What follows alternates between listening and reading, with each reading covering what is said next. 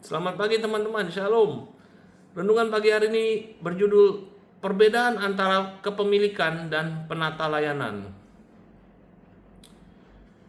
Bagaimana jika penghalang terbesar bagi pertumbuhan yang Allah ingin berikan dalam hidupmu adalah keyakinan bahwa apa yang kamu miliki adalah milikmu sendiri?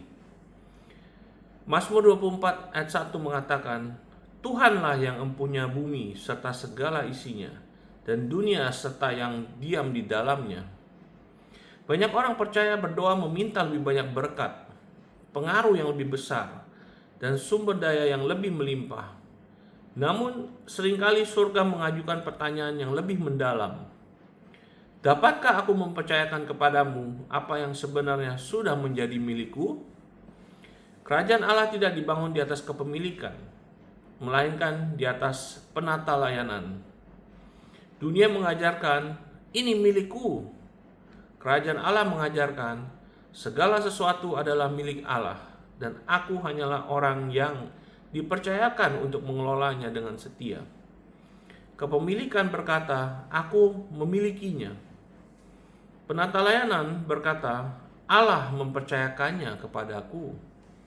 Satu pemahaman ini akan mengubah cara kita memandang uang, keluarga, pelayanan, karunia, pekerjaan, pengaruh, waktu, bahkan hidup kita sendiri. Poin pertama untuk hari ini, Allah adalah pemilik segala sesuatu. Mazmur 50 ayat 10-12.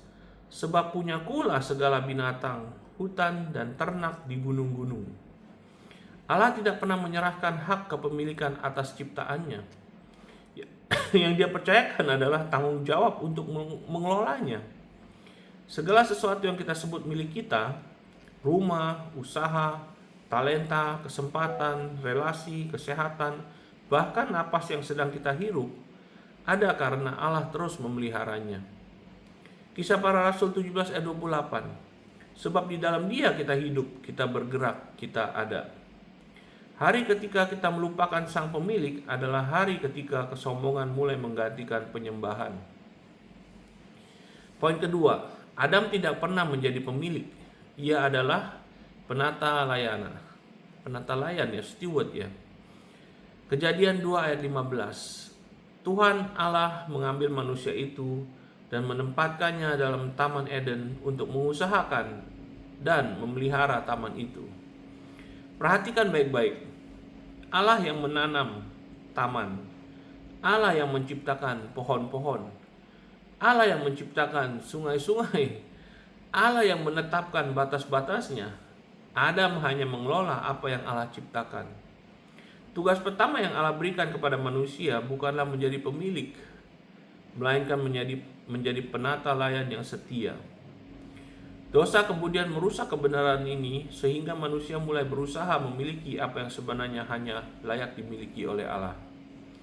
Poin ketiga, kepemilikan melahirkan kesombongan. Penata layanan menghasilkan kerendahan hati. Nebukadnezar memandang Babel lalu berkata di Daniel 4 ayat 30, bukankah Babel yang besar ini yang kubangun? Saat ia mengklaim kepemilikan, Allah merendahkannya. Kesombongan dimulai ketika kita mengeluarkan Allah dari kisah keberhasilan kita. Namun, seorang penata layan yang setia akan selalu berkata, Tuhan, tanpa Engkau aku tidak mempunyai apa-apa.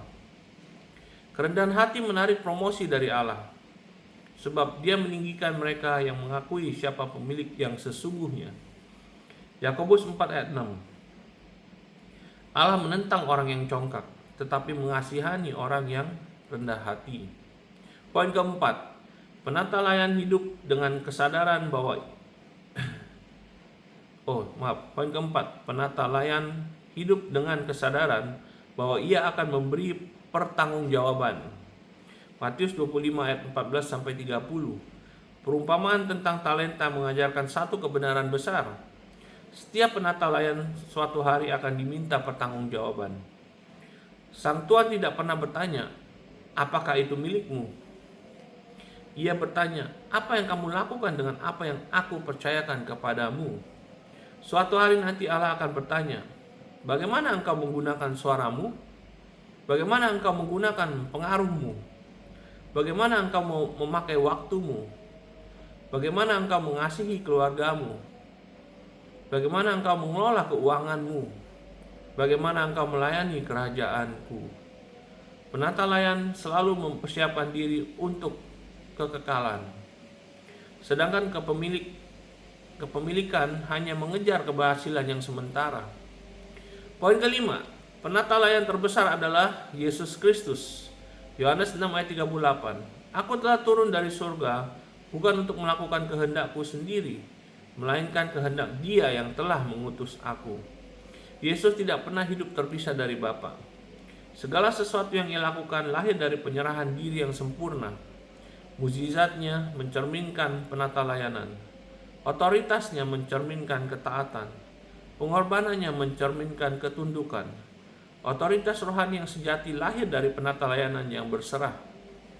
Poin keenam, Roh Kudus mencari penata-layan, bukan selebritas. Banyak orang mengejar panggung. Surga mencari kesetiaan. Banyak orang menginginkan pengaruh. Allah mencari integritas. Banyak orang meminta urapan yang lebih besar. Namun Allah bertanya di Lukas 16 ayat, apakah engkau akan tetap rendah hati ketika aku memperbesar hidupmu? Lukas 16:10, barang siapa setia dalam perkara kecil, ia setia juga dalam perkara besar. Allah jarang memperbesar sesuatu yang belum dapat kita kelola dengan setia. Besarnya penata-layan menentukan besarnya tanggung jawab yang dipercayakan.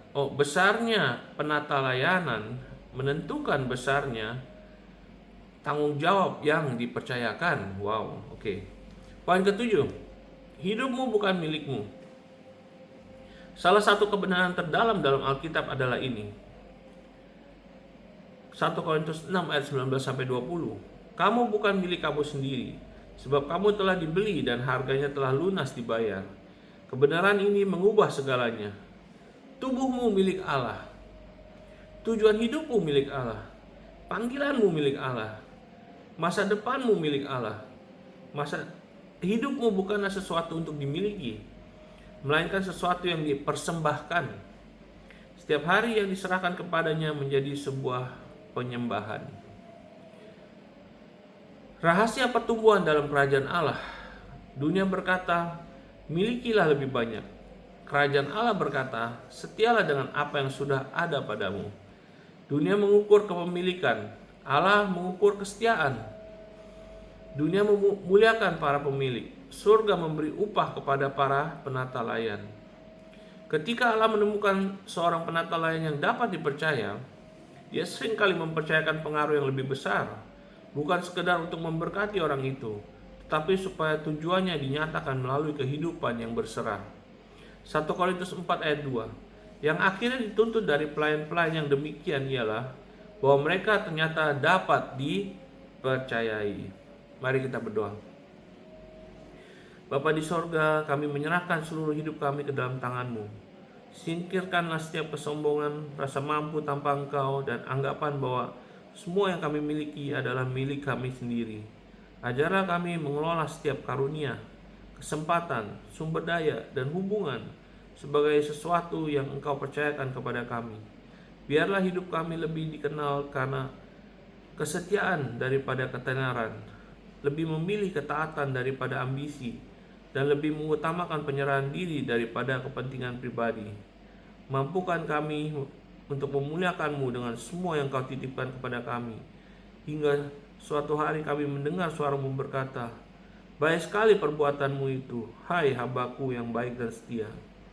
Di dalam nama Tuhan Yesus Kristus kami berdoa. Amin. Haleluya.